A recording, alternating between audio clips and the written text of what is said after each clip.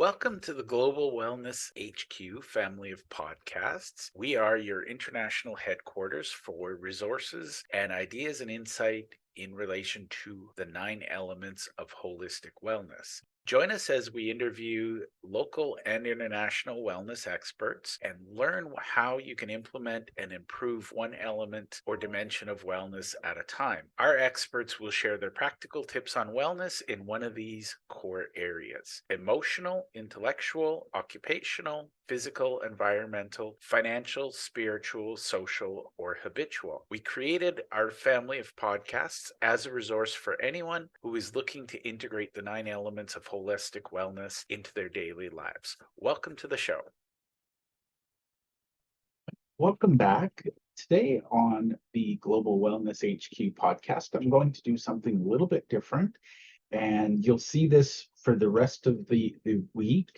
We're coming up on a very momentous episode 100, and I'm actually going to record the final episodes today. So a lot of people comment, they say, "Oh, Jeff, I saw you were wearing the same shirt. Funny that you timed that well or you accidentally did it." No, the reality is when I'm recording solo episodes like this, I will record 4 or 5 in a row. I know there are people out there who will change their outfits so that they fool the world. I don't care. And I don't mean that I don't care in a mean way. It's just if somebody thinks, "Oh my God, Jeff's wearing the same shirt today that he wore yesterday," that's okay. If that's what you need to believe to laugh at me, that's fine. For me personally, I just want to have a little fun and create some content. Now, today we are going to talk about something very, very special and near and dear to my heart, and that is the importance of systems and processes. Now, normally I would do this as a training, but today I want to focus on why somebody should have systems and processes. And I'm not going to get into too many definitions. I'm not going to go down and teach you how to do them. I do have a course. If anybody's interested, there'll be a link below. And in that course, I walk through the processes for creating processes. And believe it or not, I have a system around that. And I'll tell you why in a second. But right now, the system is how to create processes. It's how to review processes, how to edit processes, how to update processes, and of course, how to approve and finalize them. And the reality is that level of training is only important if you first and foremost understand the power of processes and why you should have them in your business. Now, I work with a lot of entrepreneurs, especially people who are in the coaches, consultants, professional space, whether it's accountants, lawyers.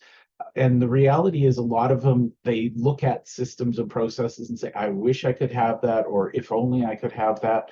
I also deal with a lot of my woo-woo people. They're healers or somewhere in that space where they help people with more personal issues, more personal coaching.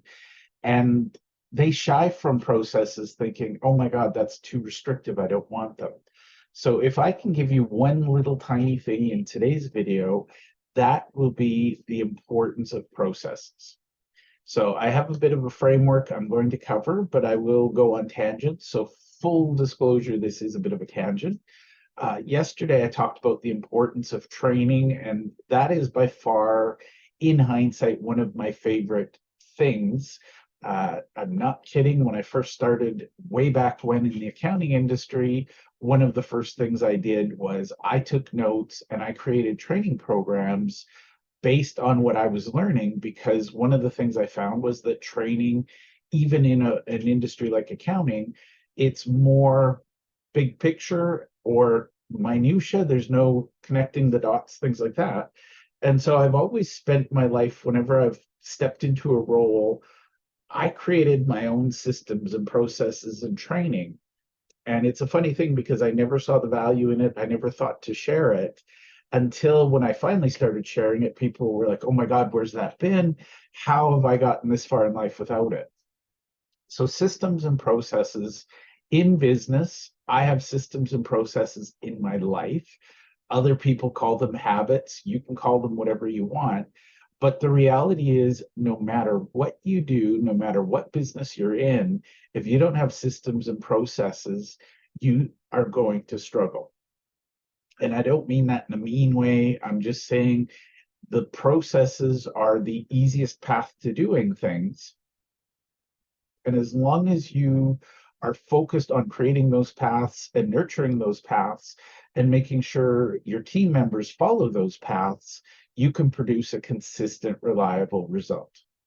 So today is going to be a little bit of a rant. One of my favorite books, I have to acknowledge, first of all, The E-Myth Revisited by Michael E. Gerber. I read that way back when in university, believe it or not. When it first came out, it was earth-shattering, and yet once I read it, it was so self-evident I couldn't not think that way ever again. So E-Myth, Michael Gerber, huge impact on me, my life, my career. And more recently, Systemology by David Jennings. And I'll put links to that in the notes. Both of those, I think, were instrumental. But coming back to my youth, my misspent youth as a teenager, I spent 3 years working at McDonald's. And the big aha there was that McDonald's taught me the skills, believe it or not, I needed to be good and successful in business. So from that perspective, I accidentally learned some of the things that made me the most successful, have brought me the most joy and comfort. And I never valued it because, quite frankly, I thought very literally I was trading time for dollars. I was flipping burgers to pay for college tuition. So I didn't recognize the value of that lesson, but looking back on my life, I have two boys, and both boys are being taught the importance of training and processes. So I'm going to share that wisdom with you here. And this is not my wisdom. This is just what I've gathered and what I've learned from. But here's the thing. If you're a professional and you don't have systems and processes, I guarantee you're going to be working too hard. So that's the number one benefit of systems and processes is if you have them, you can hire people to help you. And I know you might be saying, well, I'm a specialist, only I can do what I do. I don't know a single specialist out there who can't benefit from help from others. I'm going to use the example, the world's greatest specialists are the surgeons, whether it's a thoracic surgeon or a cardiac, somebody who deals with heart surgery, or the neurologists out there. Those are very specialized skill sets. They come in and they have a team. Think about that team. Everybody on that team knows what to do, when to do it, how to do it. That level of precision is what allows the surgeon to do what they do best, which is the surgery. The surgeon isn't there administering anesthesia. They're not there opening the cavity, things like that. They're stepping in and they're operating on the thing that they are world class at. And I want you to recognize that they get paid accordingly. So there's two lessons right there. People who have a specialized skill set can make more money if they learn how to let others support them, but they can also be less stressed. Because if you think about a surgery, it might take hours and hours and hours. Imagine how long it would be if the surgeon just did it by themselves. So that's one of my pet projects, is encouraging people to find the systems and processes in everything you do. And it might be as simple as, here's how we gather information from our clients. And spoiler alert, I think the number one system or process every business should have is their systems and process system, which is what we're talking about today. Number two, I think every business needs to have a training program for their employees, their clients, their partners. So that's the second most important system I see. And then the third one that I really get passionate about, which solves 80-90% of the problems with clients, is having a client onboarding system. And if you have a team, you should also have a team onboarding system. But the reality is those are really critical systems. They should be boring. They should be set it and forget it. Not literally, you do have to follow it. But the secret is if you have great processes and terrible training, you're not going to get great results. If you have great training and terrible processes, you're not going to get good results.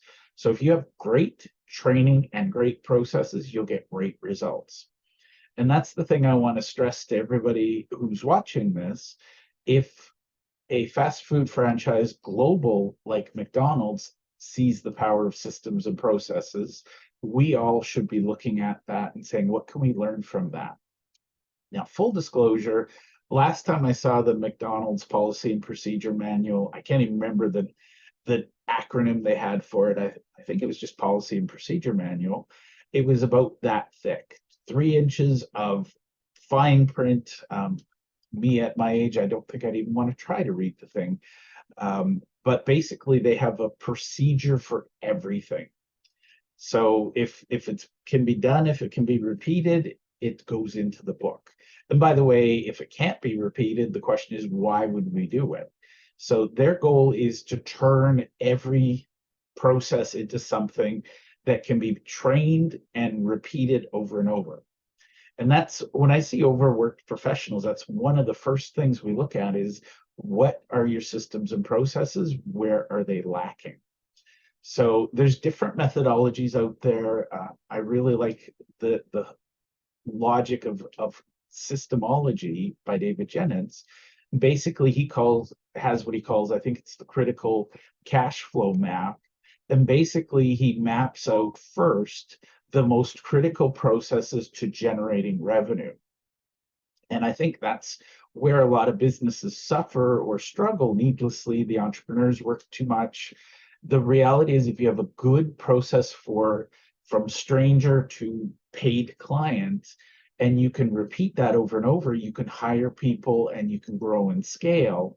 Whereas if you're always the person, and I'm guilty of that on occasion, I think, oh, nobody else can do what I do. We'll have another episode on that shortly. One of the things I do is I create workbooks, I create journals, and basically I want to help my clients follow through my system and give them something they can check off and say, done. So systems and processes, call it habits, call it what you will. But one of the things I really, really firmly believe in is that if we want to grow, if we want to have more impact, if we want to make more money, we need to have those consistent systems and processes. I read it once and I wish I could remember where. Somebody said business should be boring. If you need excitement in your life, take up a hobby like skydiving. Business should be boring, consistent, repeatable.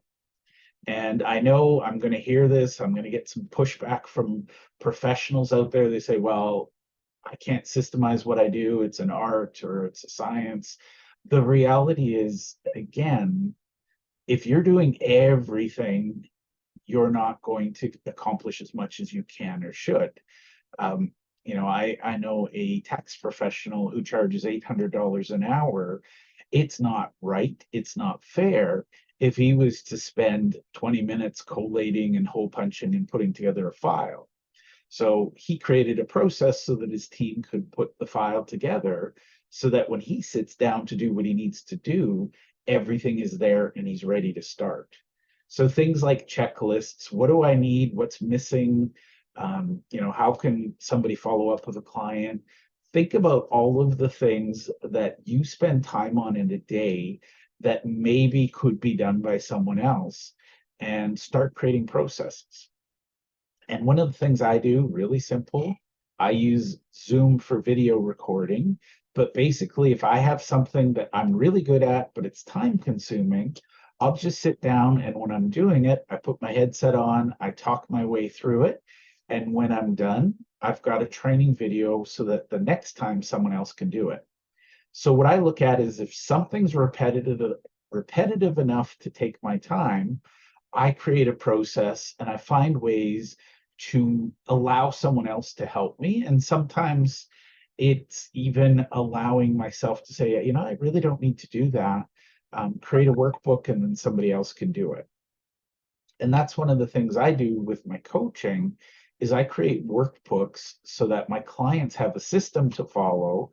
And I really truly believe that if somebody's going to pay me and they're going to work with me, I want them to succeed. And the best way I know to do that is to lay out the path for them.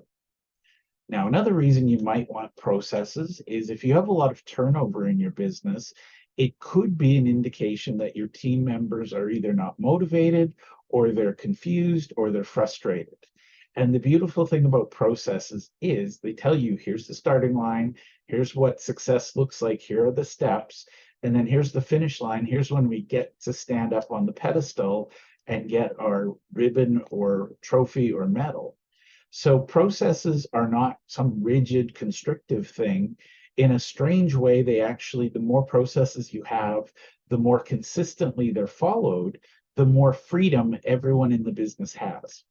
So just a recap, my favorite reasons for systems and processes are it's less stressful, more freedom, more impact, and more time spent doing the things we should be doing, our highest and best use of time. So I hope this was useful. If you haven't ever contemplated systems and processes, I guarantee there's at least one or two that will make your life easier. And one of the things I do with a lot of my clients is let's look at your client onboarding. What does that process look like? And how do we standardize it so that every client signs the right agreement at the right time? They bring in the right information. And basically, we're just trying to eliminate all of that frustration that comes from not necessarily having enough time to communicate. Thank you, and I hope that was useful. Thank you for taking the time to listen to our show. We hope that you enjoyed this episode, and we invite you to either click the link below or scan the QR code to register and listen to other episodes of our podcast. Or if you think your business or you would be a great guest to be on our show, we're always looking for experts in one of the 9 elements of holistic wellness. We'd love to have you. You can either click the link below or you can scan the QR code and complete our speaker intake form. Thank you, and to your wellness.